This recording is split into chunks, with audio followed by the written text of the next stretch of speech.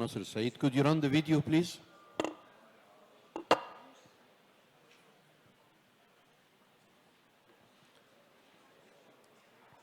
Could you run the video?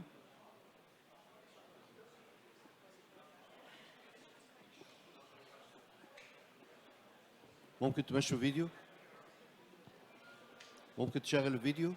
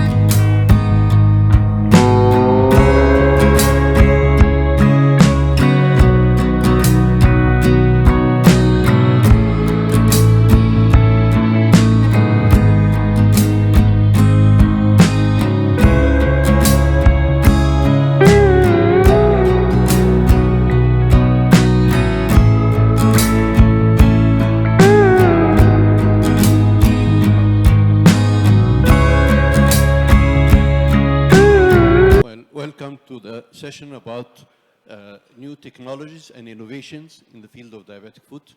I would like to thank Professor Nasser Said and the organizing committee for allowing me to organize this session. And I would like to welcome our distinguished foreign guests, Dr. Alexander Lazarov and Dr. Giacomo Clerici from Italy, and our national faculty, Dr. Ihab Nabil from the National Institute of Diabetes and Endocrinology, and Dr. Fadi Mshil from Ain Shams University. Please, Dr. Ihab Nabil, come to the podium. And I would like to call our co-chairpersons, Professor Ahmed Hussein, Professor Gabriel Bifaretti from Italy, Professor Hussam Tawfiq, and Professor Walid Elbaz. Please come to the podium. And now we could start. I would like to introduce Dr. Alexander Lazarov. He's from Bulgaria. He teaches the philosophy of artificial intelligence in Sofia University. Please. Thank you. Okay. Good morning, ladies and gentlemen. Let me first thank Professor Nasser Al-Said and Professor Bishara for granting me the chance to deliver a presentation before you today, and for their braveness to involve a purely non-medical person to a medical event. We are experiencing an interdisciplinary era. So, I'm about to comment on artificial intelligence that is already in play now in this very moment. You can reach it both with your smartphones and various other devices. It is available in human-supervised and non-supervised versions, and it's named narrow artificial intelligence. Narrow means very, very highly specialized. So my target today is to bring you some basic awareness on its nature and its principles of operation, as to encourage you to employ it. And I hope that some 10 minutes ahead, every one of you could make an assessment whether this is some new type of our instrumentation, our assistant and partner, our collaborator, an opponent, a competitor, the set of all that, or something else. And besides, you'll know why philosophy is involved to all that. I will start with the diversity between robots and AI because perhaps due to science fiction, people immediately relate AI to robots, but that's just partially true. Robots are, in fact, computer systems periphery. They only perform or transform what AI has generated.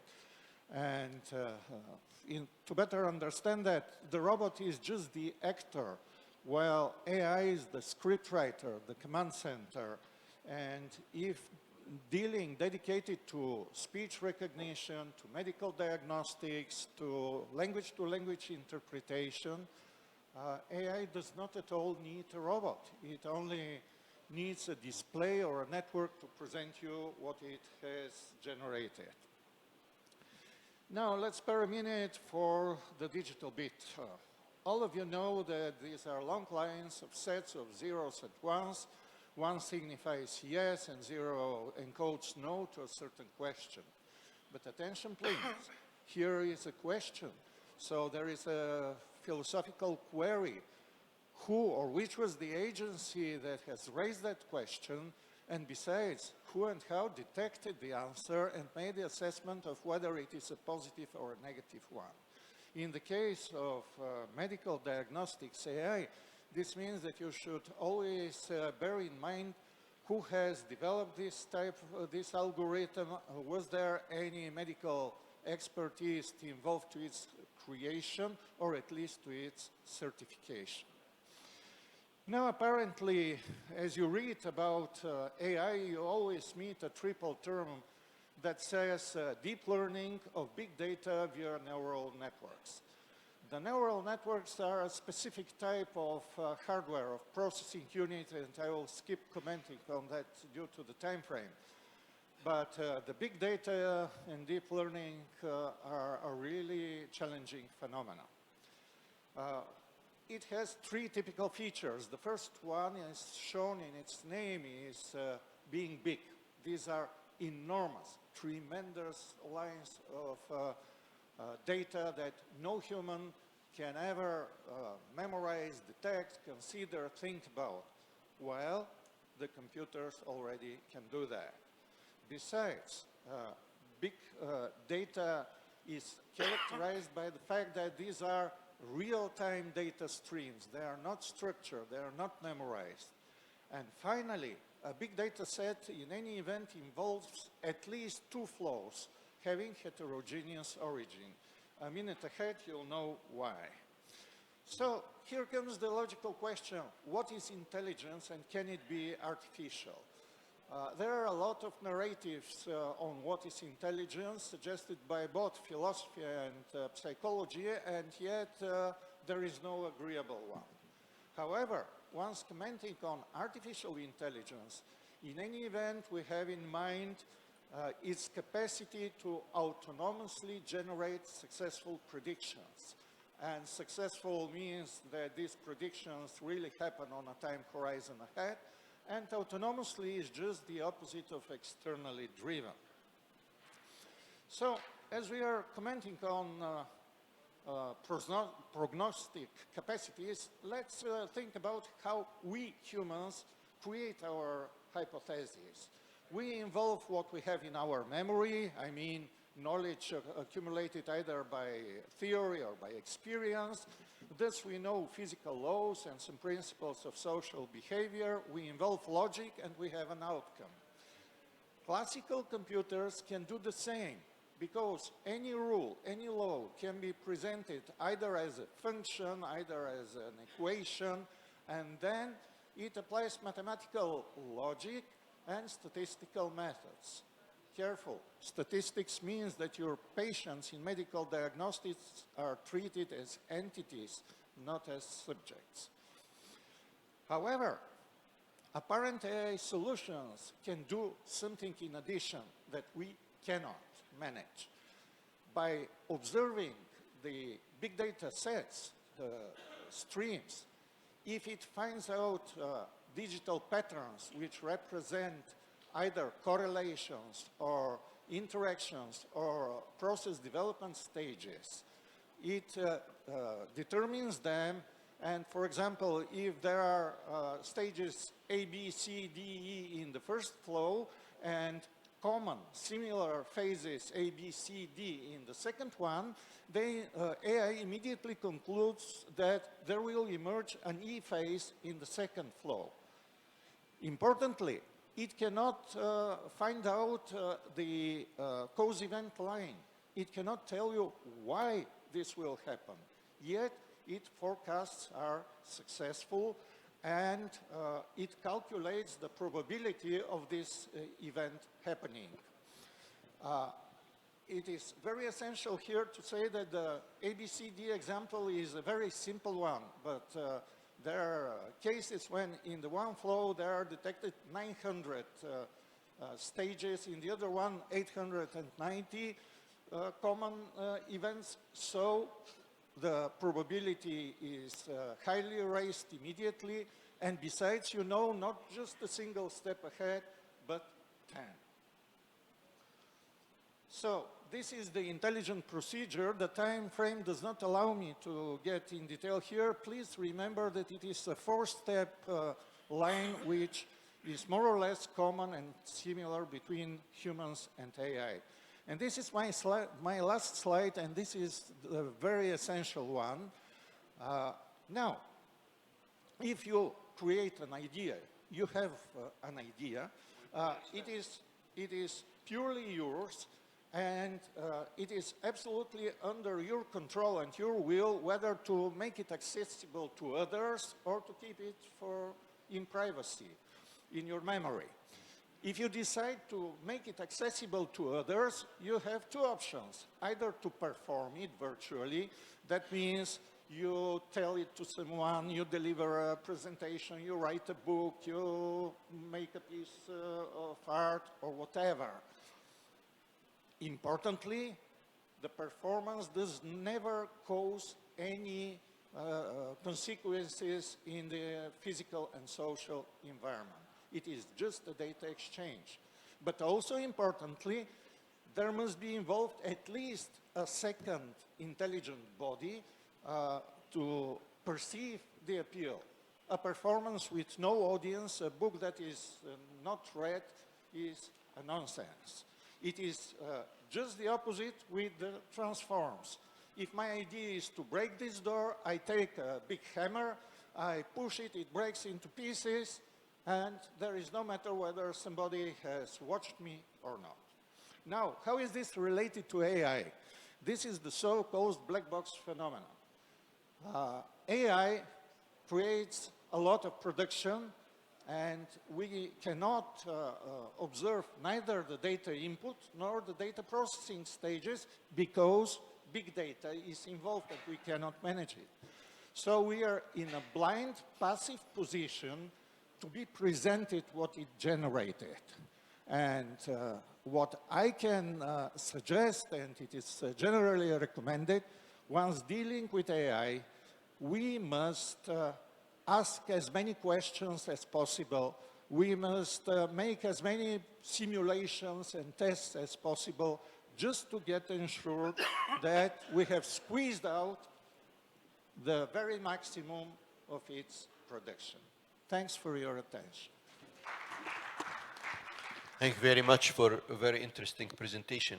We need to know a lot more about artificial intelligence. Now, I would like to present my colleague, Dr. Ihab Nabil, who is the Dean of the National Institute of Diabetes and Endocrinology.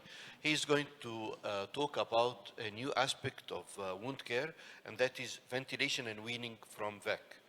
Dr. Ihab.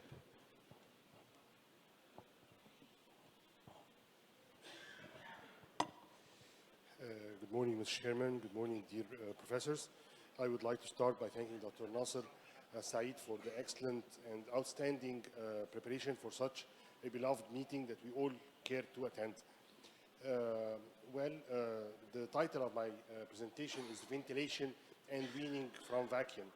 Yes, indeed, I mean ventilation because in wound care management, in cardiac surgeons, they consider ventilation in open heart surgeries, long surgeries. They ventilate the wound itself by carbon dioxide to limit the infection at all days. And also, knowing the vacuum as a weapon to salvage our limbs is very important, and it's important to know when to stop it and wean the patient from the vacuum usage. In fact, limb salvage is as important as life salvage, but comes next after the life salvage. We have to mix and match and create all our master scene. In case we have a very unsalvageable feet with severe infection, peripheral arterial occlusive disease, diabetic, in presence of infection and raised serum creat, we are obliged first to debride and clean our wounds prior to start with angioplasty for such patients. Such a debridement would end in a very dangerous wound that needs salvageability. This salvageability could occur by first revascularization, and full revascularization should be attempted as much as possible. I won't go through this, but yet the advancement and the technologies help much in wires and in revascularization techniques to achieve full revascularization distal as possible to achieve adequate blood ample supply.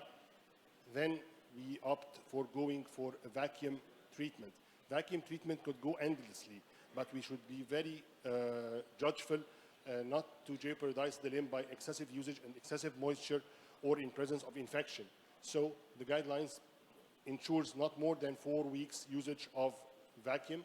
After this usage of vacuum, we need to ventilate the wound. And now we have a new ventilation methodology. That's the oxygen carrying sprays that's carry the oxygen on hemoglobin, particularly in the vicinity of the wound itself. So we can use something like Granulox to ventilate the wound itself and carry more oxygen to the vicinity of the wound, thus more supplying more oxygen, more ample ventilation to the wound itself until it reaches full granulation, and thus it is salvageable and functional. Another example is the healed wound that never heals. We still apply all what we have mentioned from revascularization. Here we have exposed all the calcaneus. Then we can use the vacuum for 4 weeks, and then ventilated by Granulox till full granulation. Other examples are showing the same idea, not only in diabetic feet, not only in exposed tendons that we can use this and we granulate in diabetic feet vicinity, but also all non-salvageable wounds. If we apply the same technique, we achieve the same results with full healing and functionality of the wound. Even for the venous aspect, we can apply the vacuum for venous ulcers. Such long-lasting venous ulcer could get 4 weeks of vacuum, then Granulox, it's completely closed and completely healing after years of non-healing. The message about this is that we are advancing in the field of vacuum therapy, advancing in the field of impregnation of the wound by oxygen in form of Granulox, Adding these two together, we mentioned what we are here for today. That's the advancement in tools, advancement in techniques, as well as also in lymphedema. We can apply vacuum, we can get better wound healing. This slide is meant to be left white and clear for the next year, where we will find more applications and more tools and much more mobile applications that could clearly judge the wound, clearly help in wound healing, and clearly the artificial intelligence is coming in real life. Thank you very much. Thank you, Dr. Ihab. I'm sure this will incite lots of questions. May I have the honor to present further beyond what I have said? That's new options for no option patients. I would love to present, with honor, Professor Giacomo Glerici, a known diabetic foot surgeon, member of the board of the International Association of Diabetic Foot Surgeons, a polyclinic of Abano Term, and Hospital San Carlo, Milan. Thank you. Thank you indeed. May I use this one or this one? Is the same for you? Yeah. Yep. Yeah, okay. Perfect. Pointer. Okay, thank you. Okay. Ladies and gentlemen, dear colleagues, first of all, chairpersons, of course. First of all, let me thank the President, the members of the Scientific Committee for this kind of invitation, and in particular, a good friend of mine, Rashad Bishara, for these beautiful days in Hurghada. So, I do not have any conflict of interest to declare about this lecture, and I would like to share with you a clinical case we faced a few months ago about a 75-year-old type 2 diabetes patient with neuropathy, with pacemaker, hypertension, chronic kidney disease, stage 3, who underwent previous revascularization of the peroneal artery with Marco Manzi, Mariano Palena. I am very lucky because I am a foot surgeon and I work with the very three monsters in the interventional world field, Marco Manzi, Mariano Palena, and Roberto Ferraresi. But they found a very bad situation because this patient had a sad small artery disease with severe calcification. And they tried in April, but in May, this patient still has a rest pain, but unfortunately with gangrene of the first and second toe. So rest pain with foot gangrene, prop to bone positive in the forefoot, and with these angiographic findings, you can see that we have a very we call it desert foot without, if you look at in the right bottom, you can see even the perfusion is completely down. And the TCPO2 was 16 millimeters of mercury.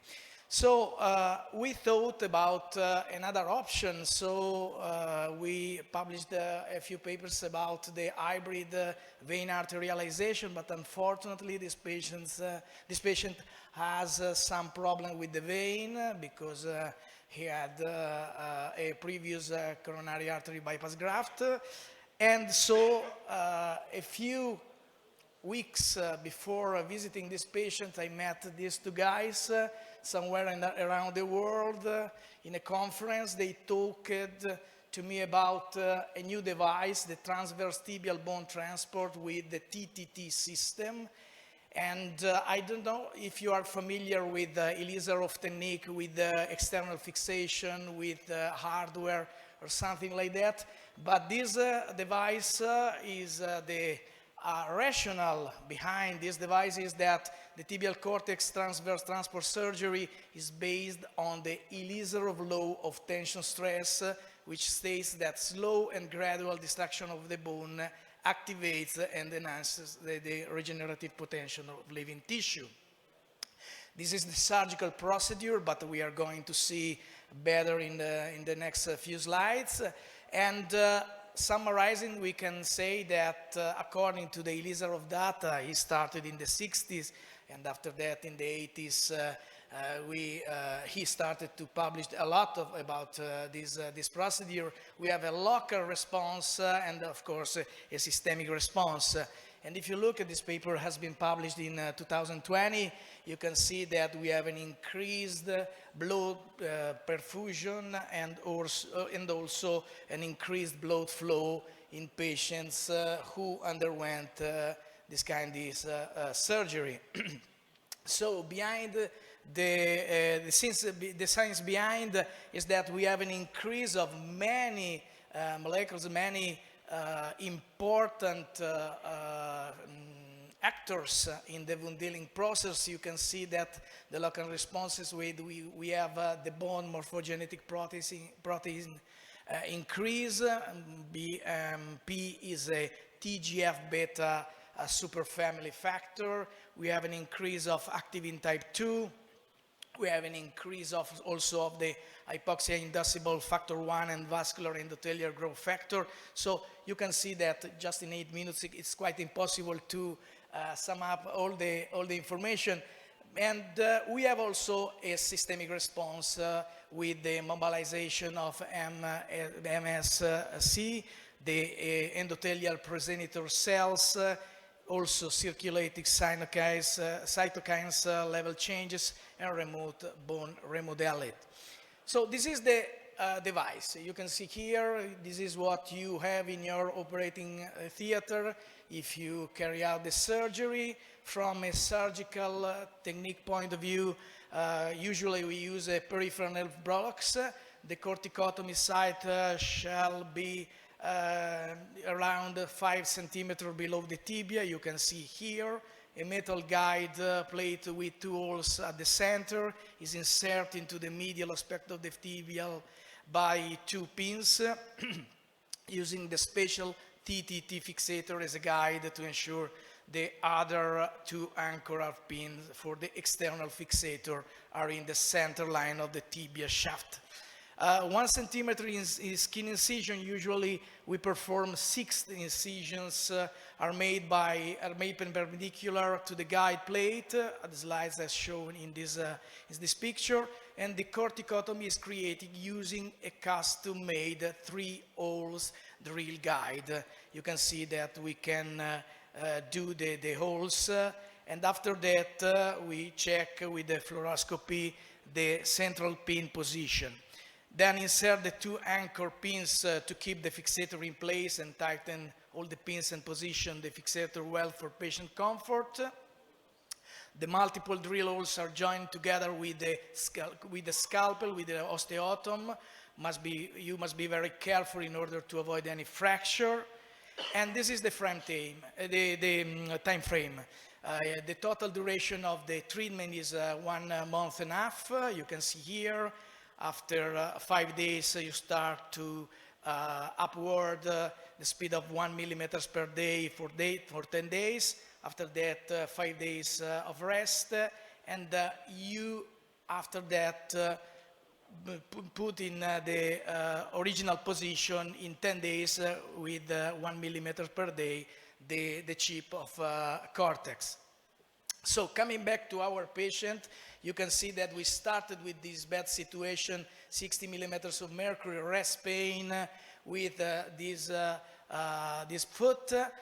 We carried out the surgery in the end of May, but you can see that in June we have an increase of the TCPO2, no rest pain. In August, TCPO2 increased a lot. Again, no pain, and you can see the second toe was almost completely healed and better with the curettage of the first toe. In September, this was the situation, and a few days ago, the doctor sent me a picture of the patient. So we started with this situation with this desert foot, and unfortunately, at the end, no, don't worry, it's okay. And you can see that with this very bad desert foot, we were able to achieve the goal. In particular, we were able to remove the rest pain in this patient. So this is the last literature. You can see 2020, 2021. We are at the beginning of the story because this is another option, another releaser of option for patients with no options. And so if you are interested in this device, you can see that there is a lot of literature in the last few years. Thank you for your kind attention. Thank you very much, Professor Kulic. Very interesting technique. This will also incite lots of questions. Dr. Fadi? I'm honored to present the next speaker, Professor Fadi Michel. Professor Fadi is a renowned orthopedic surgeon at Shams University. He's presenting his topic, Innovative Solutions for Difficult Diabetic Foot Deformities.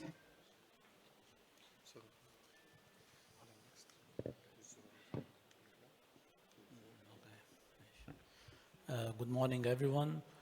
First of all, thank you all for having me here. I'm not a vascular surgeon at all. I'm an orthopedic surgeon, works in Shams University, and I'm honored to work with the Egyptian Diabetic Foot Center team headed by our professor, Dr. Rashad Bishara. It was a great challenge for me to go through this field, the diabetic foot. It's well known that the orthopedic surgeon hates nothing more than infection. Infection for orthopedic surgeon means disaster. So Dr. Rashad invited me to invade this field, and it was my pleasure. Okay. In fact, diabetic arthropathy, this is the term, or the orthopedic term of diabetic foot or diabetic ankle.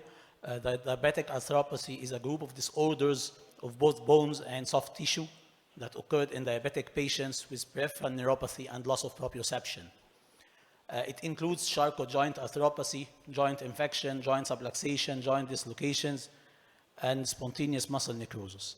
In fact, the key of success for any diabetic foot surgery is a multidisciplinary team. And this is what encourages me to invade this field, that our team includes the very eminent vascular surgeons, diabetic foot surgeons, myself, plastic surgeon, endocrinologist, anesthesiologist, ICU team, and a very well-trained nurses. I will go to some cases directly. First, we tried the effect of joint fixation for soft tissue healing. It's well known in orthopedics that if you fix a mobile joint, the soft tissue over it will heal rapidly. So in such a case, this is a 52 years old female with extensive soft tissue infection of the foot and ankle. I fixed it with a very simple technique, a monoplanar fixator on the medial aspect, and our vascular surgeon did the debridement, and this is the result within 2 months after VAX therapy. The fixation accelerates healing, very good for soft tissue. So another case, and this is very common, I think, in your field, the tendo-Achilles infection. Loss of tendo-Achilles resulted in equinus foot deformity and foot drop deformity. So after healing of the soft tissue, the patient will suffer much from this position of foot. He can't wet bare on a foot with equinus. So by a very simple technique, this screw, this is called Chan's screw. Sorry, I will. This is called Chan's screw. It's a very simple screw that's inserted from the heel upwards to the ankle joint, fixing the ankle joint in 90-degree position until the soft tissue heals. Once the soft tissue heals, the patient will have a plantigrade foot to walk upon, not an equinus foot. Also, the fixation of the ankle joint and subtalar joint accelerates the healing of the soft tissue over the tendo-Achilles. This is another case of female patient who's 48 years old with extensive soft tissue infection around the heel. Her bone was totally normal. She has no disruption of the ankle joint or subtalar, but we just fix her with an external fixator to fix the mobile joint, and this was the result. Very good healing within 2 months by VAC therapy, and I think within 3 months she has good skin over her foot. Go to much more complicated cases, which is a staged strategy for management of infected, distracted ankle joint. This is a fact of our protocol in the center, that we usually, with infected, distracted ankle joints, we go for a staged operation. The first operation is debridement of the infected tissue, debridement of infected bone, prepare the bone surfaces for proper joint fixation and fusion, and we use at least the minimal fixation, temporary fixation of the joint. Minimal, temporary fixation for the joint. The second stage is wound care and wound healing, and the final stage is the permanent joint fixation and fusion. This was our first case. This is a female patient, 53 years old, has insulin-resistant diabetes mellitus. And she has a loose ankle, completely distracted ankle with very huge lateral ulcer, as you see. The bone also is exposed here with this infected ulcer, and the X-ray shows complete destruction of the ankle joint. What we did is that firstly, we would do a lateral debridement for the ulcer, and unfortunately, in the same day of surgery, we were confronted with extensive soft tissue infection and abscess in the medial aspect also. So we have lateral and medial aspect infection of the ankle with complete destruction. We did a total debridement for the medial and lateral aspect, and we fix it with that change screw also. This is screw, a very simple screw. And the patient goes for VAC therapy for 2 months, and this was the result. Both soft tissue on both sides were healed. Unfortunately, we have some superficial infection on the change screw, so we remove the screw and continue with just cast, below knee cast, and continue until complete healing of the soft tissue. This is at the day we remove the cast. It's totally complete healing of the soft tissue. And we did a permanent fixation with these simple 6.5 millimeter screws. Did the patient foot after 3 months. This is the X-ray after 1 year. This is the patient walking with a very stable ankle with a very simple procedure. This is another patient, she's 68 years old. She has an ankle dislocation with huge, large ulcer, and the medial malleus is totally exposed from the medial wound and totally necrosed with infected, dead medial malleus and ankle joints. What we did is just excision of the infected bone, infected soft tissue. We just fix it with this very simple screw from downward, and we use a cast. This is the wound after we ended our operation. Follow-up of the wound with VAC therapy, till complete healing of the wound, then permanent fixation of the ankle joint, and this is a patient walking on her leg without any infection with a stable ankle joint. This is an example. This 46 years old female patient with failed fracture fixation. She had a POTS ankle fracture. She was fixed, and unfortunately it was infected and destructed and come with this ulcer and draining pus from the wound.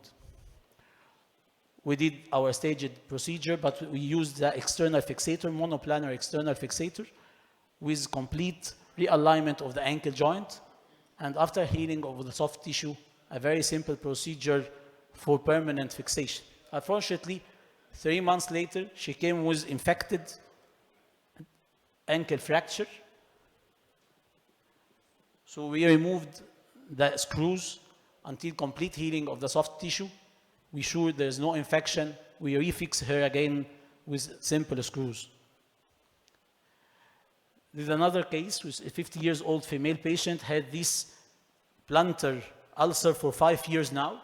It doesn't heal. By X-ray, she has a fracture at the anterior calcaneal process with equinus deformity of the calcaneus. The calcaneus is lying down like that in the ulcer, and the patient is walking on this pony prominence, so that she has a great ulcer here. What we did is, first we did a tendo Achilles lengthening.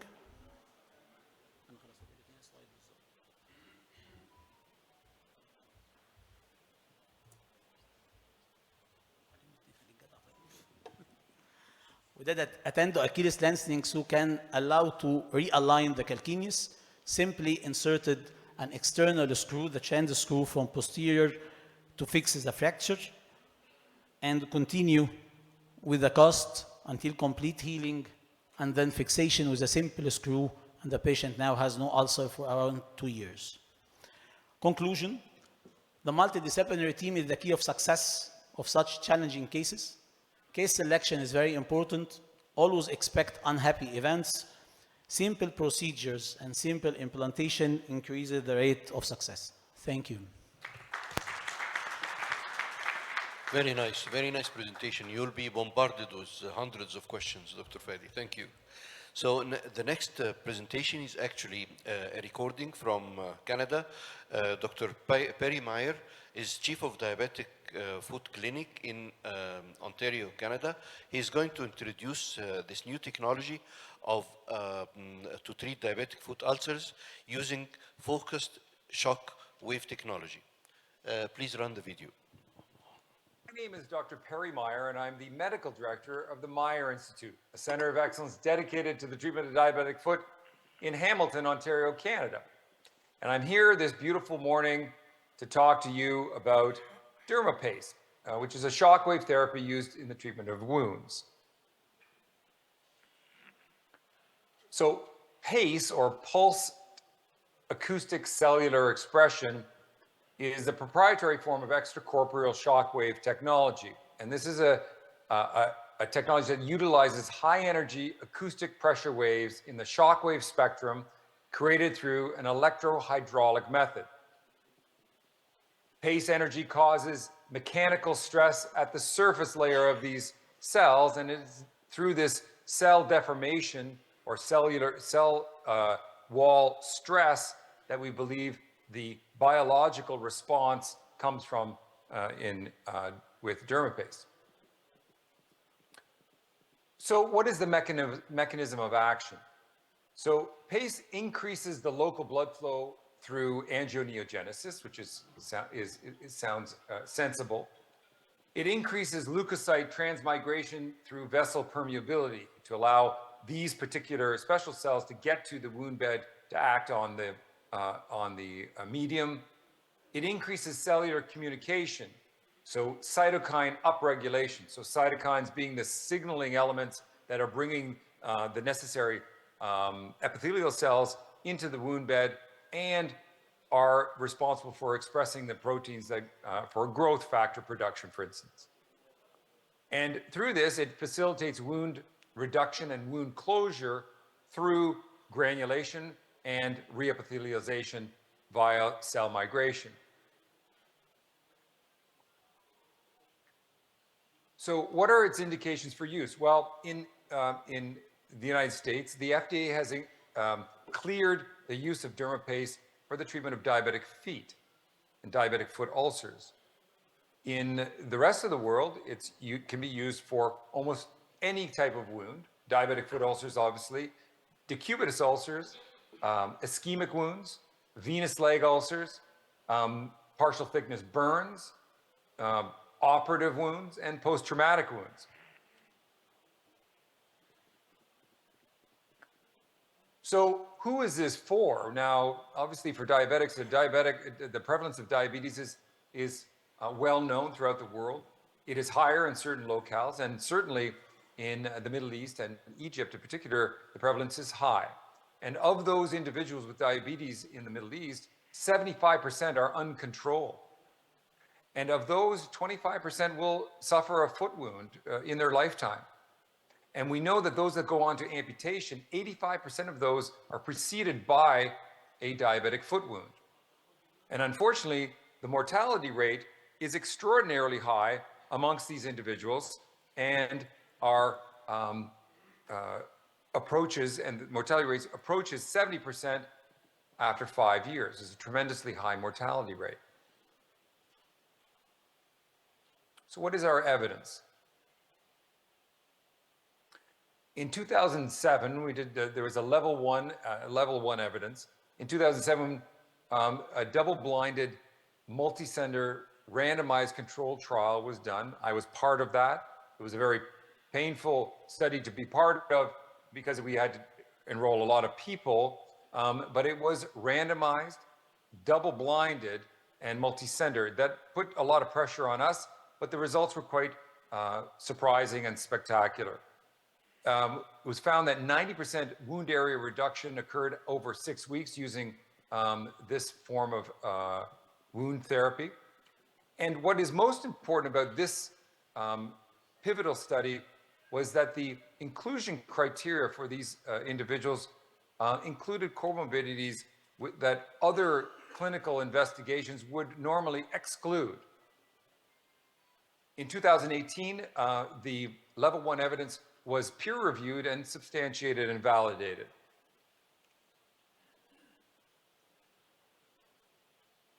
So these results are real-world results. These studies, the study results reported on demographic groups that are usually excluded from any of our diabetic wound studies.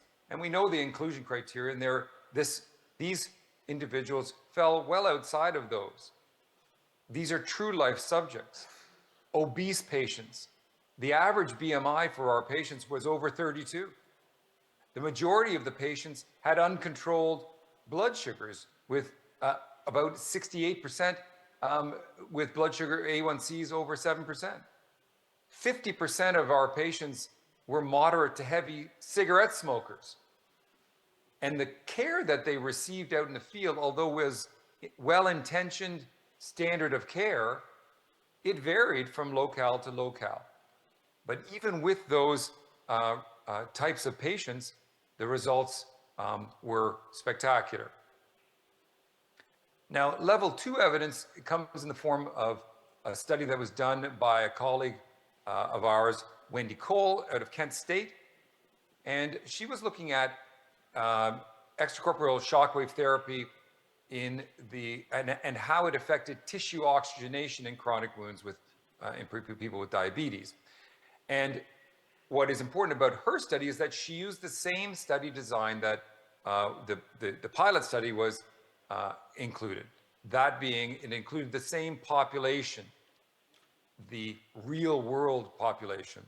And in this study, she demonstrated an increase in tissue oxygenation, an increase in perfusion and capillary density, an increase in growth factors, and a 70% decrease in overall surface area after 5 weeks, but more spectacular, almost 50% complete closure in under 5 weeks in a certain subset of her patients. So let's take a look at how that affected perfusion, how dermaPACE affected perfusion in these diabetic wounds. Dr. Cole had 15 subjects with chronic diabetic wounds that had failed to achieve the standard wound area reduction after 4 weeks, that underwent 4 separate weekly treatments of dermaPACE. And then the tissue oxygenation was measured using near-infrared spectroscopy. And the reports were very encouraging. All of the wounds demonstrated a decrease in wound area, and almost half of them completely healed, all within 4 weeks. And most significantly here is that all wounds displayed a statistically significant increase in tissue oxygenation. This is a tremendous effect from this treatment modality. So what is our clinical case evidence?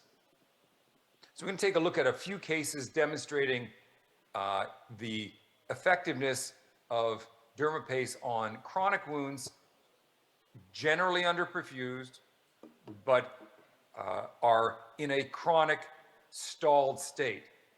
So this is a patient from the pilot study who was one of my patients whom we had been treating for many, many months prior, who went on to distal ischemia with distal gangrene and multiple toe amputations.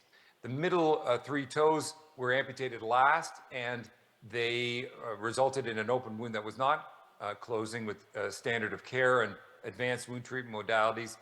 This patient received dermaPACE and over a 15-week period had complete closure. And this is in context of a patient like this who was really not progressing over many, many months, at least 12 to 15 weeks prior, that had the wound restarted and go on to complete closure. Now, this is a paper that we produced for Wounds Canada in 2020, I believe, and it demonstrated the effect of dermaPACE on incision line healing and peri-wound edema reduction. And we found that that the healing time for annealing of the incision lines was cut in half, and the wound area, the peri-wound edema reduction was significant, although we had no real way to measure that except for subjective measures, which we reported on in the poster. And finally, this is a wound that was managed by a great colleague of ours in San Antonio, Texas, Anna Sanchez. And this is a heel wound, which we all know are very, very problematic in healing. It had been, Anna had been struggling with this for many months prior. And she then embarked on a weekly course of dermaPACE. And over the next 9 weeks, from the picture on the left to the one on the right is 9 week span. She had a 75% wound area reduction, but what is significant is that the morphology of the wound is completely different in the picture on the right, with a very superficial, easily healed wound, which is well on its way to closure and has a very positive healing trajectory. And this was all as a result of the introduction of dermaPACE and nothing else. So these are very compelling results. So in conclusion, we want to talk about the challenge of wound healing and where we focus our attention. And wound clinicians in general typically tend to look at the surface of the wound when really we need to look below the wound bed. We need to look deeper into the wound and see whether we can manipulate those elements to help us heal these very problematic wounds. The problem lies below the wound bed at the microvascular level. And dermaPACE, we've shown, is a proven focused technology that reaches below the wound bed surface to treat that microvasculature, to manipulate it and promote it, to allow it to proliferate and nourish the wound bed, not only with blood flow, but with the other elements like cytokines, growth factors, etc. I thank you so much for listening, and I hope that this has stimulated your mind to utilize this treatment modality in many ways, but it is a versatile technology that really has just scratched the surface, and we want to go beneath that surface. I hope that we can have a discussion later. If you have questions, I'd be more than happy to speak to you about them. Thank you again. Yeah, interesting technology. Dr. Meyer, unfortunately, cannot be with us because it's 3 a.m. In Canada. So we can write to him questions maybe. Now it gives me a paramount honor to present Professor Dr. Rashad Bishara, the head and the founder of the Vascular and Endovascular Surgery at the General Organization of Teaching Hospitals and Institutes. Dr. Rashad is also known being the founder of the Egyptian African Venous and Lymphatic Association, EVLA. Please, sir, waiting for your kind presentation.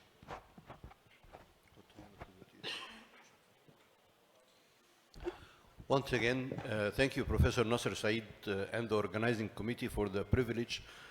It's my great pleasure to be here. I'm going to talk about something that might look a little bit boring, and that is painful neuropathy. I have no disclosures related to this particular presentation, and why should I talk about neuropathy to a community of vascular surgeons? Because neuropathy is so common. It affects 21 to 25% of our patients, and in our practice, a full 24% of the patients come presenting with this mainly.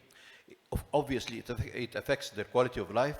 They are unable to sleep. It gives a lot of foot pain, pins and needles, and numbness, and maybe that's because why they come to us, vascular surgeons, because they don't feel their feet and they think it's bad circulation. And of course, we all know neuropathy predisposes to ulcers.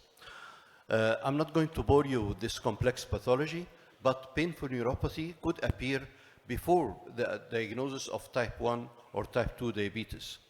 The standard treatment, as documented in the British NICE guidelines, is glycemic control and medications, anti-epileptic medications, and antidepressant medications in stepwise manner. The majority of patients who come to us have already experienced these medications, and it failed to control the symptoms. So I'd like to introduce to you to this relatively new technology, FREMS. FREMS is Frequency Rhythmic Electrical Modulation System. It's a non-drug option to treat the pain of painful neuropathy. And it consists of a series of electrical currents, electrical stimulation. It produces electromagnetic waves, the objective of which is to alleviate the pain of painful neuropathy. What's the clinical evidence? There has been 4 studies, about 151 patients, 3 RCTs, and 1 case control studies. All the studies used the same device, and all of them were performed in Europe. And this is the most important one of which it consists of 110 patients which were randomized into FREMS versus placebo. And you can see from the charts here, the first chart on the top is for night pain, and the bottom chart is for daytime pain. The white dots are for the placebo, while the black dots are for the treatment group.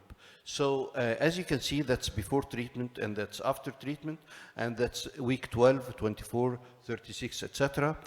This is the group who had placebo, and this is the group who had FREMS technology, and there is a significant difference in pain between the 2 groups. So there is significant reduction in pain in the FREMS group, both at night time and at daytime. And accordingly, this technology was accepted in the British National Health System, and this is the statement: Aptiva, which is the FREMS technology, would be used in addition to or as a replacement for pharmacological treatment if this fails. So this is our experience with the FREMS technology. We reviewed our experience in the past 3 years, from January 2019 to January 2023. We included patients if they were 18 years or older, if they have painful neuropathy or severe numbness, they couldn't feel their feet, and they had diabetes that's diagnosed and documented for greater than 1 year, and they were on stable neuropathy medications, which I just described, for a minimum of 6 months regularly, and they had an EMG showing diabetic polyneuropathy and documented absence of ischemia, peripheral ischemia. We did not include patients who had ulcers or who had pacemakers, because this technology could interfere with the function of pacemakers. The FREMS protocol is quite simple. 8 electrodes are applied to the skin of both legs, and the therapist increases the electrical dose until the patient feels the pulses, but without feeling pain as a result of the pulses. The treatment continues for 35 minutes and is repeated every day for 10 successive days. And we measured the results according to a visual analog scale. So a score of 1 means no pain, a score of 5 means severe pain. We explained the visual analog scale to the patients, and we asked them to assess their own pain every session. We used the same score for numbness, and we asked the patient to assess his own numbness according to this scale in every session. And these are the results. So it's a 3 years retrospective review. It included 321 patients. The mean age was 57, 59% were male, and 223, that's 69 of the patients, could respond adequately to the visual analog score. The other patient did not understand or did not respond. And these are the results. And as you remember, 5 is the maximum. So 5 is very severe pain. And this is the average pain score. So initially, the average pain score of the whole group was 4.7. And in the session number 10, it was 3.1. And I'd like to remind you that the minimum is 1. And again, this is the percent of patients who scored 5. That's severe pain. So 81% of the patient perceived severe pain at the beginning of the treatment, while at the end of the treatment, only 10%. And to our great surprise, and this is not documented in the literature, this technology also improved the numbness and the feeling of anesthesia in the periphery. So at the beginning, again, there was severe anesthesia. This is the average I would say, numbness score. And this is the average numbness score at the end of the 10 sessions. Again, those patients perceive their numbness as very severe, so 82% at the beginning, as compared to 11% at session number 10. We also asked the patient at the end of the treatment, we asked the patient to score how much improvement did he feel in his pain or his numbness. So a few patient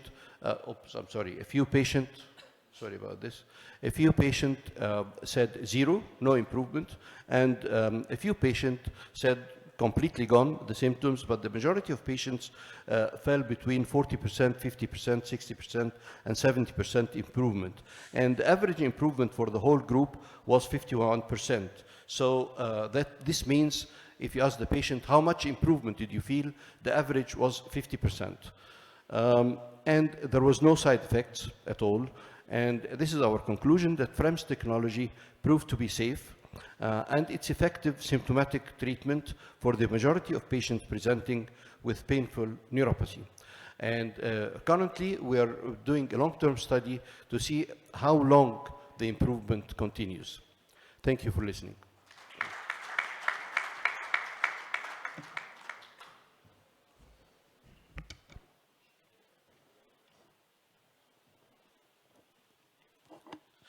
It's my pleasure to introduce Dr. Alexander Lazarov for his second presentation, Computer Vision Strategy and Applications in Medical Practice.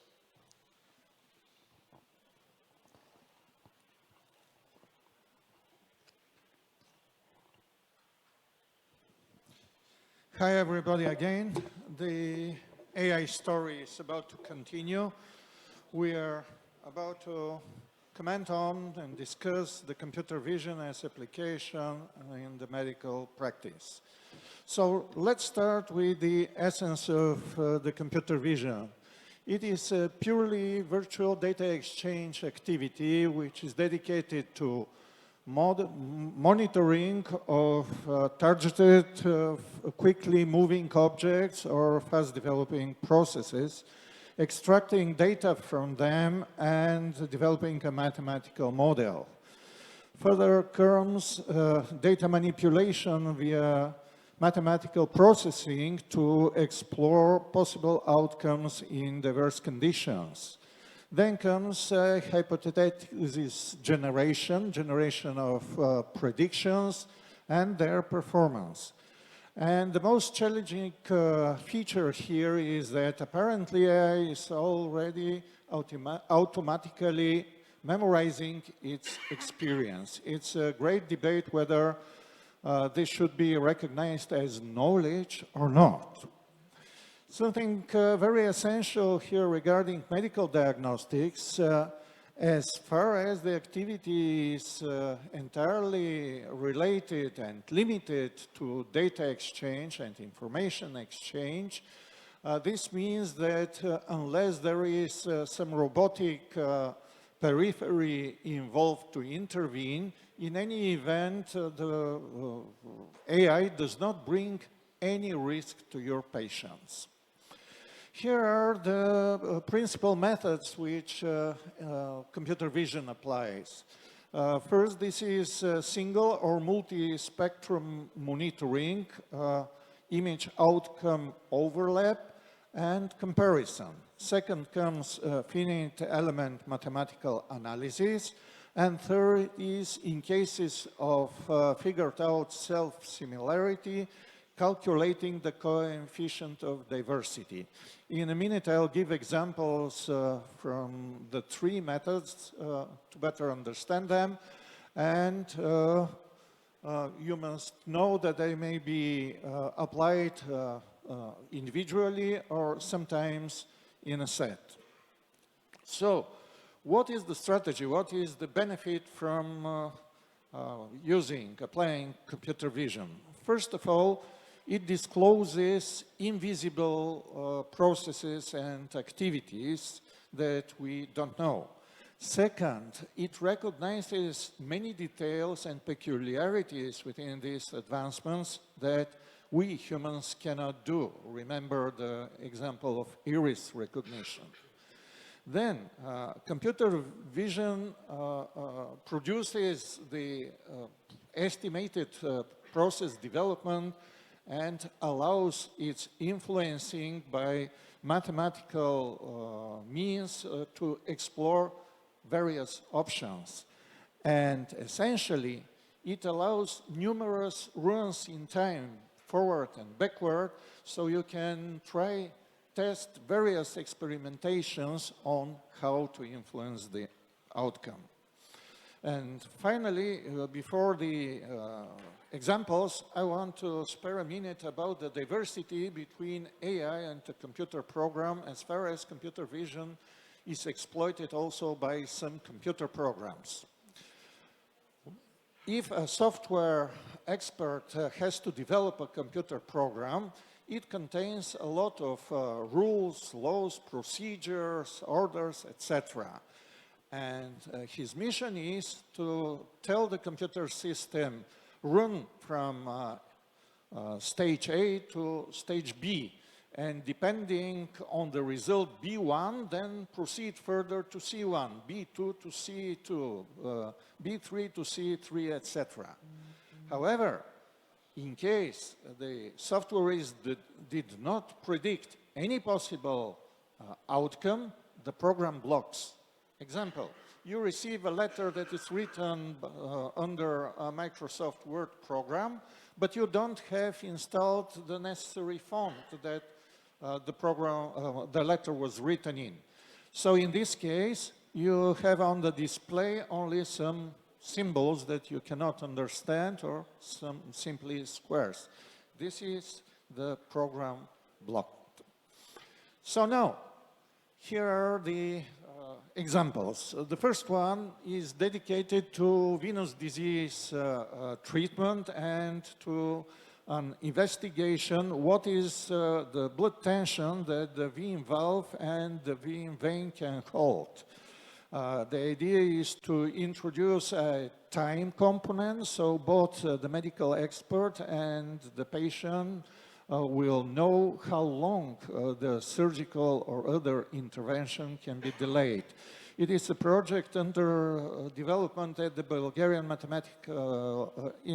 Bulgarian Academy of Sciences Mathematical Department, and my wife, who is a vascular surgeon, and Dr. Elena Goranova, she is sitting here, is involved to this initiative. Here you have the finite element analysis example.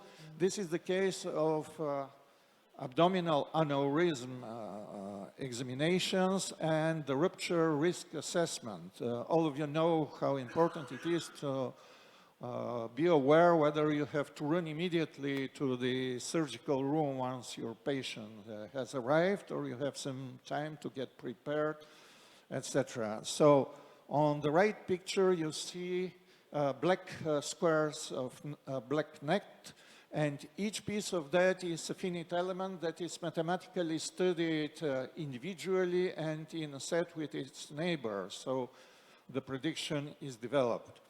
What is most substantial for the finite element exploration is the image resolution, because the higher the resolution is, the number of the net pieces is greater, and therefore the probability of the prediction is much, much higher. Here is something that is directly related to the topic of this session. This is the computer image exploration of diabetic foot. In this case, AI applies red, blue, and green visible spectrum imaging in a set with infrared, the thermal spectrum, and the images comparison and overlap allows to make a prognosis about whether ulcers will appear and how soon this will happen. And finally, this is a very challenging approach. This is the calculating the coefficient of self-similarity. I have to introduce Benoit Mandelbrot, a famous mathematician who was employed by IBM for longer than 30 years last century.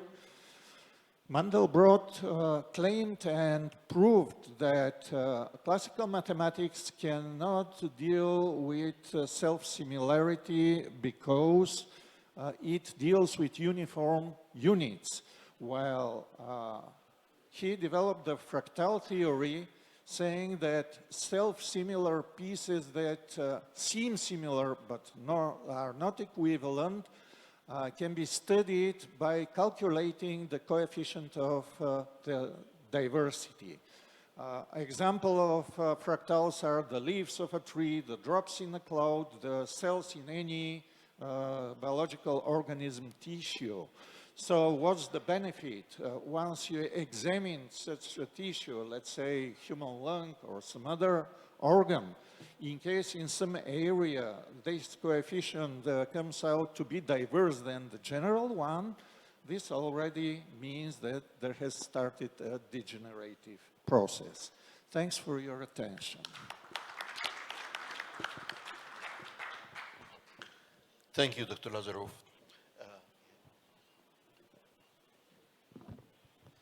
Again, gives me a great honor and pleasure to re-invite Professor Giacomo Glorici for a wonderful presentation entitled Tips and Tricks in Food Surgery After Foot Vein Arterialization, a New Concept in Food Surgery.